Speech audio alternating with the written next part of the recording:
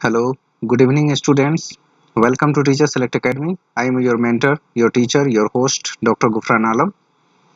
जैसा कि स्क्रीन पे आप सभी लोग देख पा रहे हैं, इंक्लूसिव एंड प्रोग्रेसिव एजुकेशन से रिलेटेड यानी कि समावेशी और प्रगतिशील शिक्षा से संबंधित टॉप 15 क्वेश्चन डिस्कशन के लिए सीटेट 2021 के लिए जो अति महत्वपूर्ण प्रश्न है इस चैप्टर से संबंधित आज हम लोग उसके बारे में डिस्कस करेंगे, समझेंगे. I hope you all are understanding what to do. क्या करना है, आपको प्रश्नों को इसके उत्तर देते रहना है. बहुत ध्यानपूर्वक समझना है. हिंदी और इंग्लिश दोनों माध्यम में आपको सवाल मिलेंगे, तो आप अपने हिसाब से इन चीज़ों को सेट कर सकते हैं. चलिए आते हैं पहले प्रश्न की ओर. When a child fails it means, जब कोई बच्चा फेल हो जाता है इसका मतलब क्या होता है कि बच्चे ने उत्तर को सही तरीके से याद नहीं किया. इंग्लिश वाले लोग इंग्लिश में, हिंदी वाले लोग हिंदी में. आप उसके उत्तर अपने हिसाब से कर सकते हैं, माइंड में सेट कर लीजिए. जब मैं उत्तर बताऊं तो मैच कर सकते हैं आप, और वो कितना सही है आप डिसाइड कर पाएंगे. When a child fails it means, जब बच्चा फेल होता है इसका मतलब क्या होता है कि बच्चे ने उत्तर को सही तरीके से याद नहीं किया. आपको पता होगा कि सीटेट में याद वाले ऑप्शन से हमें कोई मतलब नहीं होता है. मतलब याद से बच्चे का कोई काम नहीं होना चाहिए.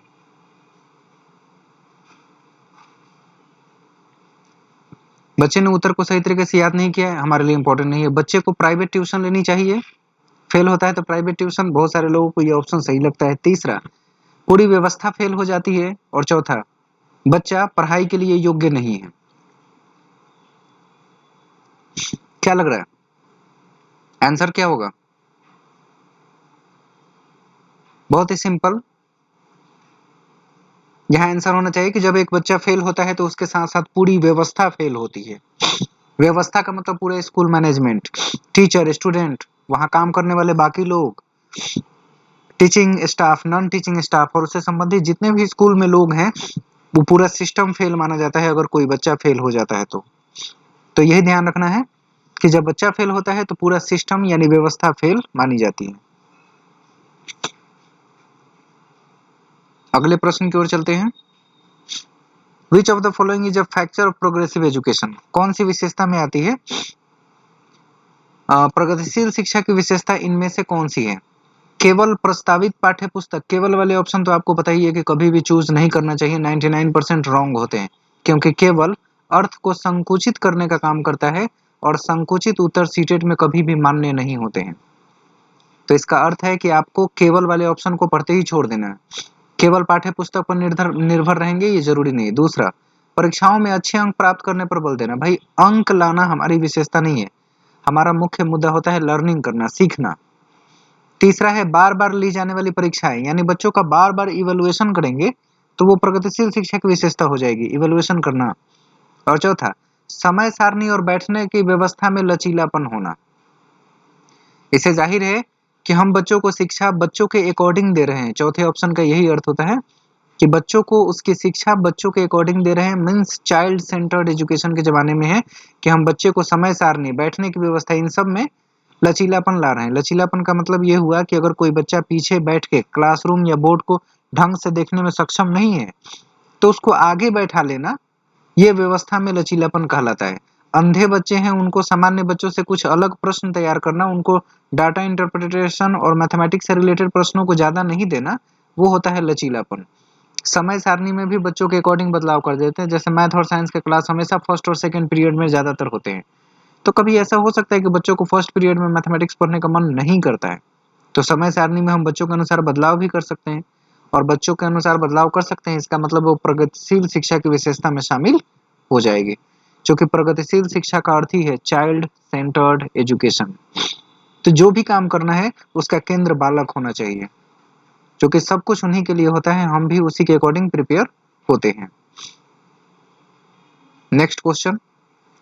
Science and art exhibition, music and dance shows the bringing out school magazine are meant for, यानी कि विज्ञान और कला प्रदर्शनियां, संगीत एवं नृत्य प्रस्तुतियां तथा विद्यालय पत्रिका निकालने के लिए क्या माना जाएगा? ये हम लोग क्यों निकालते हैं? विद्यालय के लिए प्रस्तुति या कोई प्रदर्शनी होता है या कोई मेला लगाते हैं स्कूल में, इसका उद्देश्य क्या होता है? विद्यालय का नाम रोशन करने के लिए, अभिभावकों को संतुष्ट करने के लिए, शिक्षार्थियों को सृजनात्मक मार्ग उपलब्ध कराने के लिए या फिर कि विभिन्न व्यवसाय के लिए विद्यार्थियों को प्रशिक्षित करने के लिए हम ये सब प्रदर्शनियां क्यों लगाते हैं? सीटेट के अकॉर्डिंग सोचना है, सोचने का स्तर थोड़ा सा अलग होना चाहिए। विद्यालय का नाम रोशन करना हमारा मकसद नहीं होता है। अभिभावकों को जबरदस्ती संतुष्ट करना एक्टिविटी से ये भी मकसद नहीं है। विज्ञान, कला, प्रदर्शनी, संगीत, नृत्य, इन सब में बच्चों का प्रस्तुतिकरण उसकी क्रिएटिविटी को जाहिर करता है।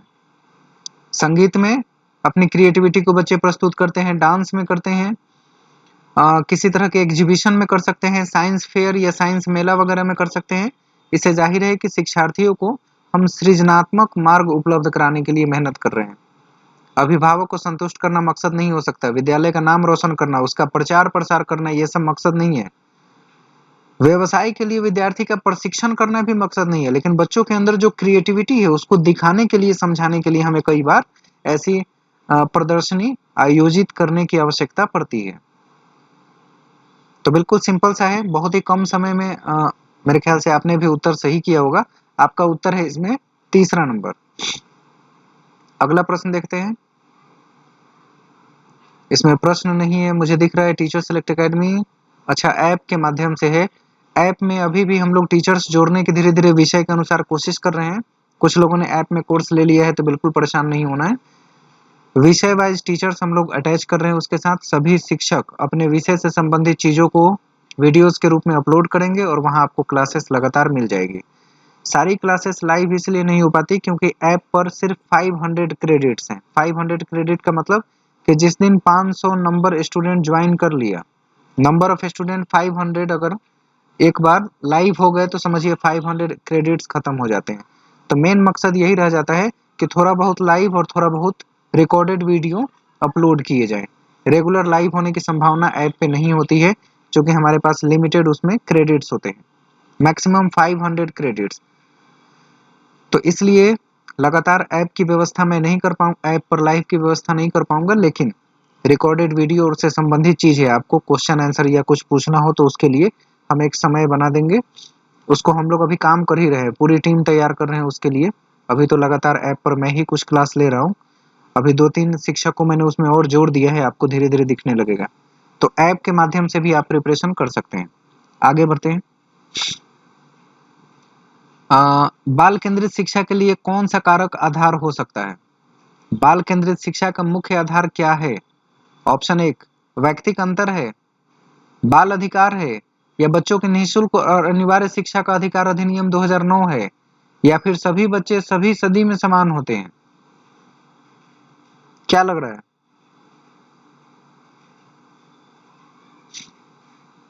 आपको क्या उत्तर लग रहा है? बाल केंद्रित शिक्षा के लिए कौन सा आधार बनाकर बाल केंद्रित शिक्षा की बात हम लोग करने आए हैं?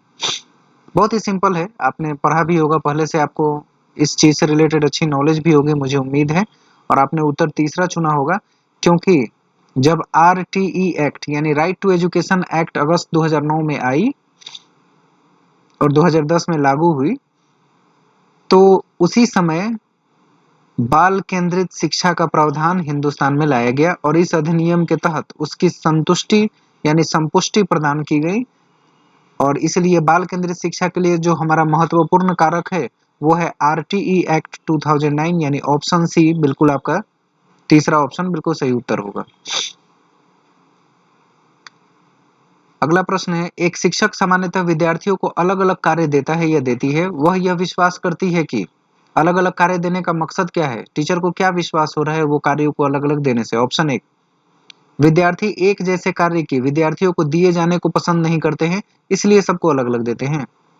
या दूसरा ऑप्शन, यह विद्यार्थियों में एक सा होता है इसलिए ऐसा करते हैं। या तीसरा, विद्यार्थियों में व्यक्तिक विभिन्नता होती है या व्यक्तिक अवसर होते हैं उनके लिए इसलिए कार्य अलग अलग देना पड़ता है। या चौथा, विद्यार्थी एक दूसरे के कार्य में नकल नहीं कर सकेंगे, एक दूसरे के कार्य को नकल नहीं कर सकेंगे इसलिए सब अलग अलग काम देते हैं। शिक्षक विद्यार्थी को अलग अलग काम देती है, सबको अलग अलग एक्टिविटी देती है करने को, इसका उद्देश्य क्या हो सकता है चारों ऑप्शन में से? सटीक ऑप्शन आपको बिल्कुल दिख रहा होगा। आपको बताया गया है कि सब बच्चे अलग अलग होते हैं एक दूसरे से, सोच में, एटीट्यूड में, इंटरेस्ट में, एप्टीट्यूड में, इंटेलिजेंस में, मैच्योरिटी में सब बच्चे एक दूसरे से इन सभी शब्दों और सभी मायनों में अलग होते हैं। इससे जाहिर है कि बच्चों में व्यक्तिगत विभिन्नता पाई जाती है, यानी कि इंडिविजुअल डिफरेंसेस पाई जाती है। उसी के आधार पर सभी बच्चे जब अलग अलग हैं तो उनकी एक्टिविटी समान हो भी सकती है, और कई बार उनकी अपनी क्रिएटिविटी को जानने के लिए एक्टिविटी अलग अलग देना ज़्यादा फायदेमंद होता है। तो आपका आंसर इसमें हो जाएगा तीसरा। विद्यार्थियों में व्यक्तिक अवसर को देखते हैं। नेक्स्ट क्वेश्चन, बाल केंद्रित शिक्षा का समर्थन निम्नलिखित में से किस विचारक द्वारा किया गया? किसने बाल केंद्रित शिक्षा का समर्थन किया? Child centred education. बहुत ही सिंपल सा क्वेश्चन है, मुझे लगता है बीएड का एंट्रेंस देने के टाइम में ऐसे प्रश्न आपने बनाए होंगे।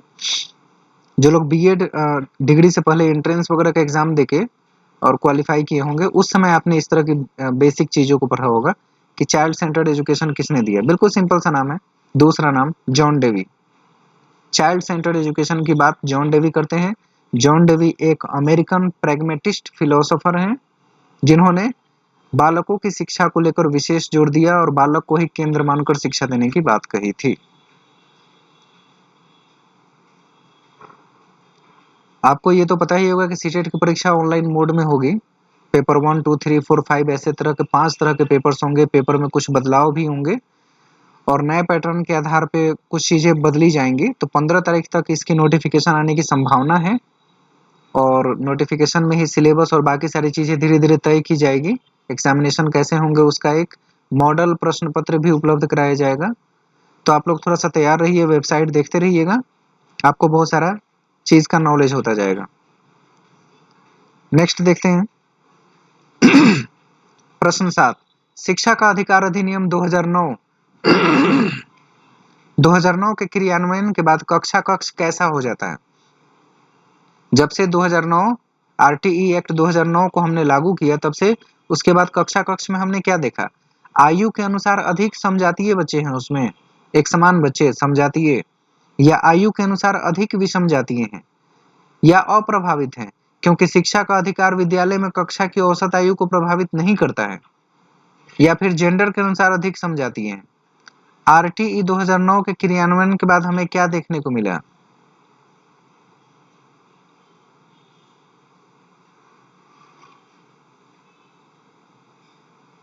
क्या लग रहा है आपको उत्तर?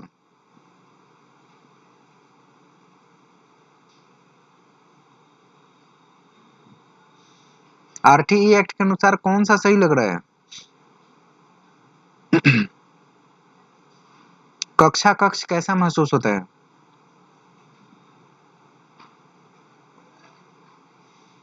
आपका ऑप्शन समझ में आपको नहीं आ रहा होगा, क्वेश्चन थोड़ा सा पूछने का बिल्कुल अलग है। जेंडर के अनुसार अधिक समजातीय हो जाता है, यानी जेंडर का कोई खास असर नहीं पड़ता इस पे, क्योंकि हमने लड़के और लड़की दोनों को समान शिक्षा के अवसर उपलब्ध कराए हैं और एक कानून बनाया जिसका नाम रखा आरटीई एक्ट 2009, यानी राइट टू एजुकेशन की बात करते हैं। उसमें जेंडर, पर्सन, कास्ट, रिलीजन, इन सब के आधार पर कोई भेदभाव नहीं है, यानी कि जेंडर के अनुसार अधिक समजातीय अब हो गए हैं, क्योंकि दोनों को हम बराबर रूप से तरजीह दे रहे हैं।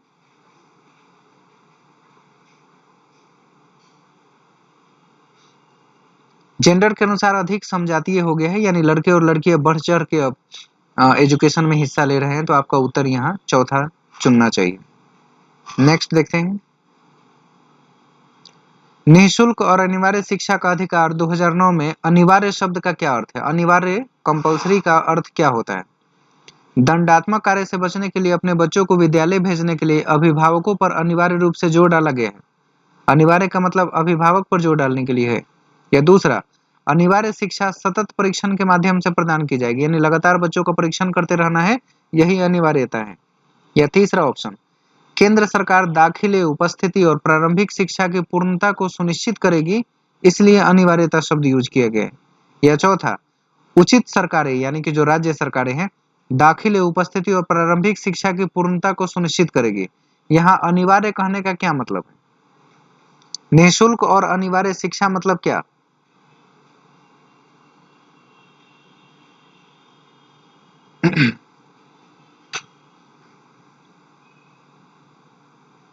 आपकी सोच बिल्कुल सही है, यहाँ ऑप्शन ए ही बिल्कुल सटीक बैठेगा, क्योंकि गार्जियन पर अनिवार्यतः ये चीज लागू होती है कि वो अपने बच्चों को स्कूल तक पहुंचाए जहां बच्चे फ्री और कंपलसरी एजुकेशन को हासिल कर सके, जिस पर गार्जियन का अपना कोई खर्च नहीं होता बच्चों के प्राइमरी एजुकेशन पे। तो वहां अनिवार्य का मतलब कि वो गार्जियन की जिम्मेदारी हो जाएगी कि वह बच्चों को स्कूल तक पहुंचाए। अगर कोई गार्जियन अपने बच्चों को स्कूल तक नहीं पहुंचा रहा है तो वो दंड का भागीदार होगा। तो उस चीज से बचने के लिए गार्जियंस बच्चों को स्कूल भेजते हैं। 8वीं कक्षा तक सब कुछ फ्री भी है और उन पर लागू भी है, कंपलसरी भी है, करना भी है। तो इसलिए आपका उत्तर ए नंबर बिल्कुल सही होगा। अगला प्रश्न 9 नंबर देख रहे हैं। सांस्कृतिक रूप से वैविध्यपूर्ण नाम से पहले की शिष्ट शिक्षा में आता है या नहीं, तो शिक्षक को क्या करना चाहिए? Linguistically diverse classroom before deciding whether a student comes under a special education category, a teacher should. कोई बच्चा स्पेशल कैटेगरी में आता है कि नहीं आता है, विशिष्ट शिक्षा में आता है कि नहीं आता है, शिक्षक कैसे जान पाएगा कि बच्चा विशिष्ट है या नहीं है, स्पेशल चाइल्ड है या नहीं है? ऑप्शन 1, पिता को इसमें शामिल नहीं होना चाहिए क्योंकि उनके पास अपना काम होता है। मतलब विशिष्ट कक्षा में या विशिष्ट शिक्षा की बात करें तो उसमें पिता को शामिल नहीं करना चाहिए क्योंकि बहुत बिजी आदमी होते हैं पिता। दूसरा ऑप्शन, छात्रों का मातृभाषा का मूल्यांकन निर्योग्यता स्थापित करता है। तीसरा, पारंगत ज्ञानियों का उपयोग करेंगे यानी स्पेशलाइज्ड साइकोलॉजिस्ट को बुला के लाएंगे। या चौथा, पर्यावरणीय कारकों को अप्रभावी बनाने के लिए नए बच्चों को अलग कर देंगे। कौन सी एक्टिविटी करेंगे? जब विशिष्ट शिक्षा की बात करते हैं तो ध्यान रखिए, कक्षा में शिक्षा में सभी बच्चों को सामान्य कक्षा में सामान्य बच्चों के साथ पढ़ने का पूरा अधिकार होता है। उसी को इंक्लूसिव एजुकेशन कहा जाता है। तो इंक्लूसिव एजुकेशन में जहां भी बच्चों को अलग करने की बात करें उस ऑप्शन को कभी मत चुनिए, क्योंकि इंक्लूसिव का मतलब होता है इंक्लूड करना, शामिल करना, न कि उन्हें अलग करना। छात्रों का मातृभाषा का मूल्यांकन निर्योग्यता स्थापित कर सकता है। अगर बच्चा बोलने में सक्षम न हो, हकलाता हो, तुतलाता हो या कोई और भी समस्या हो जो उसके भाषा विकार को उत्पन्न करता हो, डिसलेक्सिया की प्रॉब्लम हो या फिर डिस्फेजिया की प्रॉब्लम हो, तो इससे जाहिर होता है कि अपनी मातृभाषा का मूल्यांकन अगर हम कर पाए बच्चे का, तो इससे जाहिर होता है कि उसमें अगर किसी प्रकार की निर्योग्यता है तो उसका पता चल जाएगा, निर्योग्यता नहीं है तो बच्चा सामान्य माना जाएगा। तो दूसरा ऑप्शन आप इसमें सही उत्तर के लिए चुन सकते हैं। बिल्कुल सही है, दूसरा उत्तर ही आप चुनेंगे। आगे बढ़ते हैं। हमारे यहाँ ऑनलाइन और ऑफलाइन दोनों की व्यवस्था है। ऑनलाइन में हम लोग टीम अभी मेंटेन ही कर रहे हैं, बहुत ही जल्दी पूरी टीम बन जाएगी इसकी और अलग अलग विषय के अलग अलग लोग क्लास लेने शुरू हो जाएंगे। तो थोड़ा सा एक सेटअप और लाइन अप करने में मुझे टाइम लग रहा है। अकेले बहुत कुछ मैनेज करने में मैं खुद ही परेशान हूँ, ऑनलाइन ऑफलाइन। मेरे ख्याल से ये बहुत ही जल्द ऑनलाइन की क्लासेस अभी चल रहे हैं कुछ पोर्शन, और कुछ पोर्शन के टीचर जो स्पेशलिस्ट हैं सब्जेक्ट के, वो अपने क्लास उस पर देने शुरू कर देंगे। और ऑफलाइन में तो मैं सामने मौजूद रहता हूँ तो वहाँ कोई टेंशन ही नहीं होता बच्चों को। ऑनलाइन में डिफरेंट टीचर्स होंगे, सब्जेक्ट वाइज यूज किए जाएंगे। 10 नंबर क्वेश्चन है, केंद्रीय माध्यमिक बोर्ड सीबीएसई द्वारा अपनाए गए प्रगतिशील शिक्षा के प्रतिमान में यानी मॉडल में बच्चों का समाजीकरण जिस प्रकार से किया जाता है उससे अपेक्षा की जाती है। क्या अपेक्षा की जाती है? बच्चों का समाजीकरण जिस प्रकार से किया जाता है उससे अपेक्षा की जा सकती है किस चीज की? वे समय नष्ट करने वाली सामाजिक आदतों या प्रकृति का त्याग करें तथा सीखे कि किस प्रकार अच्छी श्रेणी पाई जा सकती है। श्रेणी मतलब ग्रेड लाने के लिए। क्या समाजीकरण का यह आधार हो सकता है कि बच्चे ग्रेड लाने के लिए बहुत अच्छी मेहनत करें, अपना समय बर्बाद ना करें? या ऑप्शन 2, वे सामूहिक कार्य में सक्रिय भागीदारिता का निर्वाह करें तथा सामाजिक कौशल सीखे। क्या ये समाजीकरण है? या तीसरा, वे बिना प्रश्न उठाए समाज के नियम और विनियमों का अनुपालन करने के लिए तैयार हो सके। मतलब कोई सवाल नहीं करे, जो समाज में कहा जा रहा है किया जा रहा है, आंख बंद करके उन सभी चीजों को करना है। तीसरा प्रश्न ये कर रहा है। चौथा, किसी भी प्रकार की सामाजिक पृष्ठभूमि होते हुए भी वे वह सब स्वीकार करे जो उन्हें विद्यालय द्वारा प्रदान किया जाता है। क्या लग रहा है इनको देख के? किसी भी प्रकार की सामाजिक पृष्ठभूमि होते हुए भी वे सब स्वीकार करे जो उन्हें विद्यालय में प्रदान किया जाए। मतलब स्वीकार करना है पृष्ठभूमि को, अपने बैकग्राउंड को जाने बिना, समझे बिना कि वो चीज मेरे लिए सही है या गलत है। उत्तर क्या लग रहा है आपको कि समाजीकरण क्या है? समाजीकरण वो है कि सामूहिक कार्य में हम सक्रिय भागीदारी निभाए और सामाजिक कौशल को सीखे, इसी को समाजीकरण कहेंगे। यानी आपका ऑप्शन नंबर 2 बिल्कुल सही उत्तर होगा। नेक्स्ट है,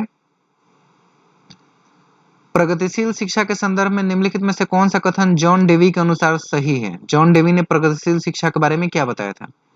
कक्षा में प्रजातंत्र का कोई स्थान नहीं होना चाहिए, यानी कक्षा में बच्चों को डेमोक्रेटिक इन्वायरमेंट नहीं मिलना चाहिए, इक्वलिटी और इक्विटी की बात नहीं होगी। क्या ऐसा जॉन डेवी ने कहा था? ऑप्शन 2, विद्यार्थियों को स्वयं ही सामाजिक समस्याओं को सुलझाने में सक्षम होना चाहिए, यानी कि जो भी समस्या आए सोशली, वो बच्चे अपने समस्या को स्वयं सुलझाए। क्या ये बनाना प्रगतिशील शिक्षा का कार्य है? या तीसरा, जिज्ञासा विद्यार्थियों के स्वभाव में अंतर्निहित नहीं है, अपितु इसका कर्षण या संवर्धन करना चाहिए। क्या बच्चों के स्वभाव में जिज्ञासा नहीं होती है? ये तो आप बेहतर जानते होंगे। चौथा, कक्षा में विद्यार्थियों का निरीक्षण करना चाहिए, न कि सुनना चाहिए। क्या लग रहा है, प्रगतिशील शिक्षा का अर्थ क्या है? कि बच्चे प्रगति कर सके। प्रगति कैसे करेंगे? कि विद्यार्थी को स्वयं ही सामाजिक समस्याओं को सुलझाने में सक्षम होना चाहिए, यानी कि सामाजिक समस्याओं को हल करने के लिए बच्चों को उचित मार्गदर्शन और अवसर प्रदान करेंगे, तो ये बच्चे प्रगतिशील शिक्षा के अनुसार अपनी समस्या का स्वयं समाधानकर्ता बनेंगे। यानी ऑप्शन नंबर 2 आपके लिए बिल्कुल सही और सटीक हो जाएगा कि स्वयं ही सामाजिक समस्याओं को सुलझाने में सक्षम बनाएंगे हम उन्हें, क्योंकि हम शिक्षा में प्रगति की बात कर रहे हैं, आगे बढ़ने की बात कर रहे हैं। तो जॉन डेवी ने दूसरा लाइन कहा, उनसे संबंधित दूसरा ऑप्शन सही है। नेक्स्ट क्वेश्चन, यदि एक विद्यार्थी विद्यालय में लगातार निम्नतर श्रेणी प्राप्त करती है तो उसके अभिभावक को उसकी सहायता हेतु परामर्श दिया जा सकता है। अगर कोई लड़की लगातार सी और डी ग्रेड प्राप्त करती है स्कूल में, तो उसके अभिभावक को हम क्या सलाह देंगे? ऑप्शन 1, वह अध्यापकों की घनिष्ठ संगति में काम करे, कहेंगे अध्यापक से बहुत ज्यादा जुड़ के रहो और चीजों को सीखो।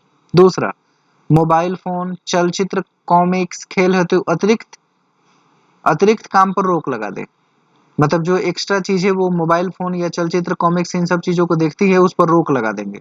या तीसरा, जो भली भांति शिक्षा नहीं ले पाए उनकी जीवन संबंधी कठिनाइयों का वर्णन करे। क्या ये काम करेंगे? या चौथा, घर पर उसको परिश्रम पूर्वक कार्य करने पर बल देंगे। क्या करना सही रहेगा? बेहतर यही है कि अगर कोई पढ़ाई में बहुत ज्यादा बेहतर नहीं है तो हम उनकी परेशानियों को, कठिनाइयों को जानने की कोशिश करेंगे और उसका वर्णन करेंगे। अभिभावक से जानने की कोशिश करेंगे कि आखिर इसके जो लाइफ स्टाइल है, जो घर की जीवन शैली है, वो कैसा है कि बच्ची लगातार इतना बुरा प्रदर्शन कर रही है। तो गार्जियन से उस पर हम परामर्श ले सकते हैं। अभिभावक को एक टीचर सलाह दे सकता है कि आप क्या करें। अगर कोई भी लड़का या लड़की भली भांति शिक्षा नहीं ले पाए तो उनकी जीवन संबंधी कठिनाइयों को जानने का प्रयास करें कि क्या कारण है आखिर कि बच्चा लगातार इतना बुरा प्रदर्शन अपने सब्जेक्ट में कर रहा है। यानी ऑप्शन नंबर तीसरा बिल्कुल सही हो जाएगा कि उनकी समस्या को जानिए और तब समस्या का निराकरण करिए। नेक्स्ट, आगे बढ़ते हैं। क्वेश्चन है 13 नंबर, प्रगतिशील शिक्षा के संदर्भ में समान शैक्षिक अवसर से अभिप्राय है कि सभी छात्र, सबको समान शैक्षिक अवसर अगर हम दे रहे हैं तो इसका अभिप्राय क्या हो सकता है? कि सभी छात्र किसी भी धर्म, जाति, रंग, क्षेत्र और वर्ग के होते हुए भी समान शिक्षा प्राप्त करेंगे, या समान शिक्षा पाने के लिए अपनी क्षमताओं को सिद्ध करेंगे, या बिना किसी भेद के समान पद्धति और सामग्रियों से शिक्षा प्राप्त करेंगे, या चौथा ऑप्शन, ऐसी शिक्षा पाएं जो उनके लिए अनुकूलतम हो और उनके भविष्य के कार्यों में सहायता करे। समान शैक्षिक अवसर का मतलब होता है कि समान रूप से सबके बारे में सोचना और देखना और किसी भी आधार पर उनसे कोई भेदभाव नहीं करना, यानी ऑप्शन नंबर 1, धर्म, जाति, रंग, क्षेत्र, वर्ग, इन सब चीजों को दरकिनार कर देंगे, इग्नोर कर देंगे और सबको समान शैक्षिक अवसर उपलब्ध कराएंगे। इसलिए आपका प्रगतिशील शिक्षा में ऑप्शन नंबर 1 बिल्कुल सही उत्तर होगा। नेक्स्ट, अगला प्रश्न है, भारत सरकार ने प्राथमिक विद्यालयों के लिए मध्याह्न भोजन योजना प्रारंभ की है, मिड डे मील। निम्नलिखित में से कौन सा अभिप्रेरणात्मक सिद्धांत इस योजना का समर्थन करेगा? व्यवहारवादी, सामाजिक सांस्कृतिक, संज्ञानात्मक और मानवीय। कौन सा अभिप्रेरणात्मक सिद्धांत है जो मध्याह्न भोजन का समर्थन करेगा? सिंपल सी बात है, बच्चों का सामाजिक और सांस्कृतिक उद्धार होगा, सामाजिक और सांस्कृतिक विकास होगा। इसके लिए गवर्नमेंट ने जो योजना प्रारंभ की है वो सामाजिक और सांस्कृतिक विकास को बल देगा, उसका समर्थन करेगा। तो ऑप्शन नंबर आपका दूसरा बिल्कुल सटीक बैठेगा। अगला प्रश्न देखते हैं। 15 नंबर आखिरी प्रश्न है, कक्षा में ध्यान न देने वाले बच्चे से व्यवहार करने के लिए कौन सा उपाय सर्वाधिक लाभकारी होगा? जो बच्चे आपकी कक्षा में ध्यान नहीं देते हैं, उन बच्चों के लिए आपका व्यवहार कैसा होगा? ऑप्शन एक, बच्चों को महसूस कराने के लिए कि उसे कक्षा में सबके सामने बार बार डांटना डपटना, यानी सबके सामने बार बार डांटेंगे तो क्या उसका व्यवहार सही हो जाएगा? या ऑप्शन दो, बच्चों को उस जगह बैठाना जहां सबसे कम ध्यान भंग हो सके, यानी एक ऐसे जगह बैठाना जहां से वो बाहर ना देख सके, इधर उधर खिड़कियों से नजर न दे सके, ध्यान भंग न हो वैसे स्थान पर बैठा देंगे अगर वो कक्षा में ध्यान नहीं दे रहा है तो। तीसरा, ध्यान केंद्रित करने के लिए कार्य करते हुए बच्चे को खड़े रहने की अनुमति दे देंगे। और चौथा, बच्चे के ध्यान को स्फूर्ति युक्त बनाने के लिए बीच बीच में उसे अवकाश देंगे, यानी थोड़ी थोड़ी देर के लिए उसे छुट्टी कर देंगे।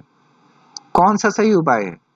कि अगर बच्चा आपकी ओर ध्यान नहीं दे रहा है, पढ़ाई पर ध्यान नहीं है, इसका मतलब ध्यान उसका भटक रहा है, इधर उधर देख रहा है, तो उसे वैसे स्थान पर बैठा दीजिए जहां से उसका ध्यान भटके ही नहीं, यानी ऑप्शन नंबर दो बिल्कुल सटीक है आपका।